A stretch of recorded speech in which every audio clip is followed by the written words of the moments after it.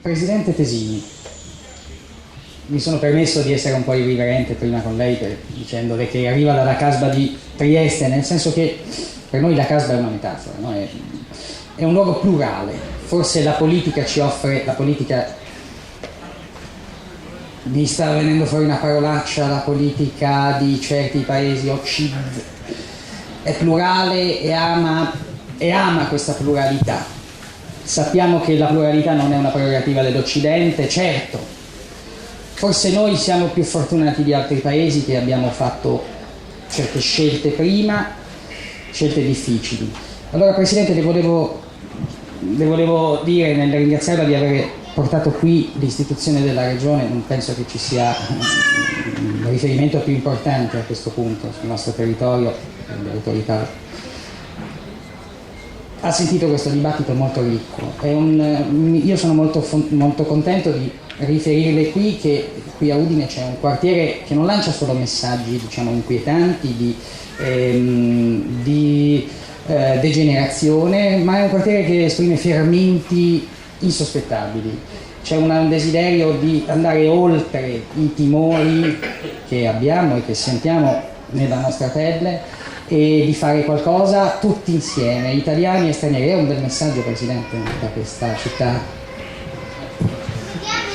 Sì, è un messaggio molto bello ed è un messaggio che la politica, che oggi costituisce e rappresenta sicuramente una casba sui generis molto plurale, con una grande varietà di voci, che fa una fatica estrema e drammatica a trovare una sintesi, perché a differenza di altri campi, nella politica e nelle istituzioni ogni tanto bisognerebbe trovare anche una sintesi, quantomeno quando bisogna decidere.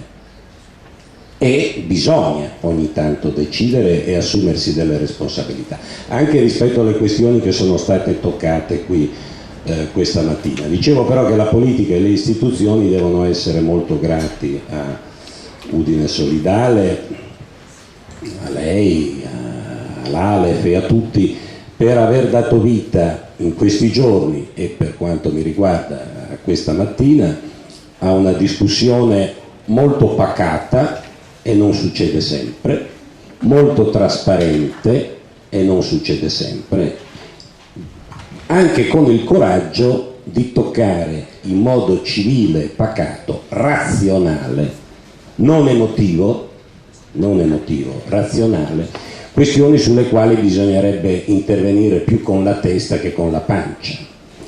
Non è facile, io ormai mi sono davvero rassegnato al fatto che evitare l'enfatizzazione mediatica è pressoché impossibile in questa fase, in questa discussione.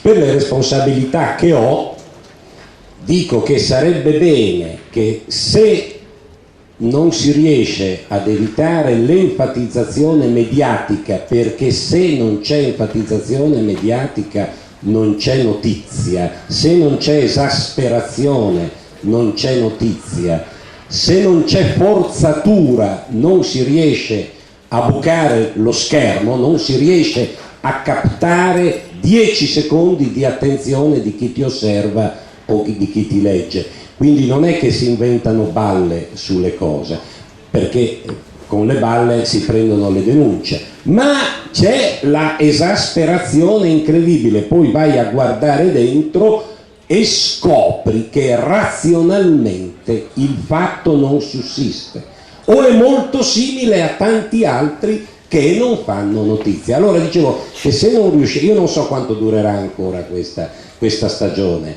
credo che durerà a lungo, quindi rassegniamoci, ma sarebbe bene che la politica non facesse enfatizzazione mediatica, e purtroppo su questi temi sono nate addirittura delle forze politiche che hanno affidato tutte le loro speranze di consenso e di successo all'ottenimento di un riscontro da questo tipo di enfatizzazione.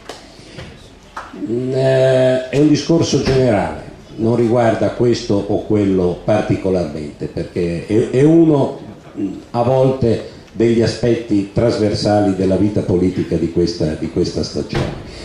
Io in realtà credo che se abbiamo la pacatezza di ragionare sui numeri, di riflettere sulle cose, scopriamo cose interessanti.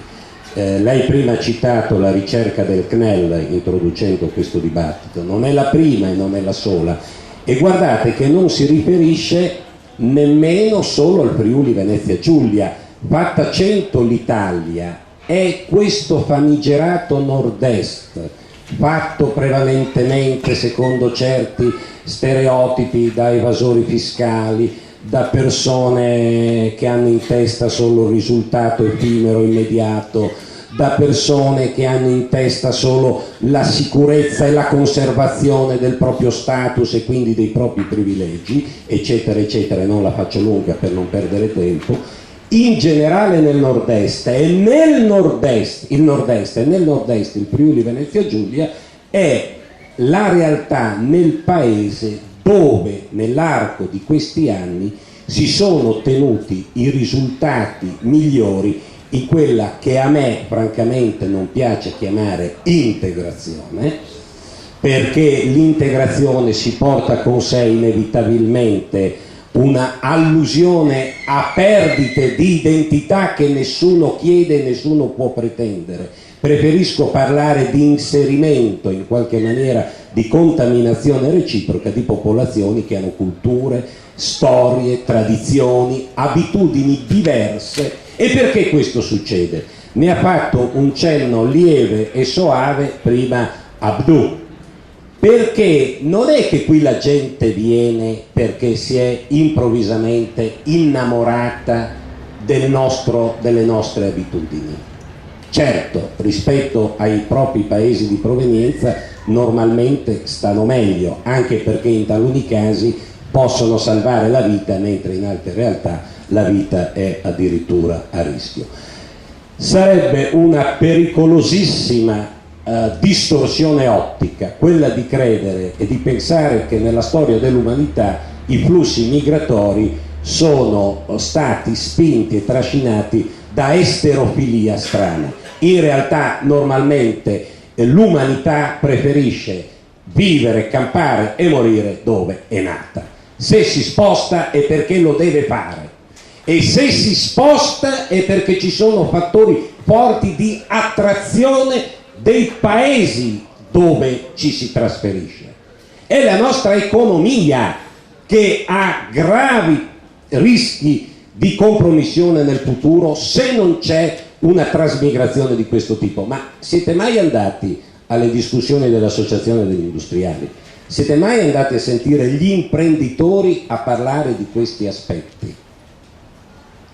Questi sono i dati oggettivi con i quali e rispetto ai quali noi dobbiamo fare i conti. E allora, se il profeta, come hai citato prima, parlava di una libertà di dover partire, un profeta dei nostri tempi, Leonardo Zannier, in friulano non molto tempo fa ha scritto una bellissima cosa, Libars di Scugnilà. Ve la traduco in italiano perché non so se il friulano siete arrivati già a farlo proprio.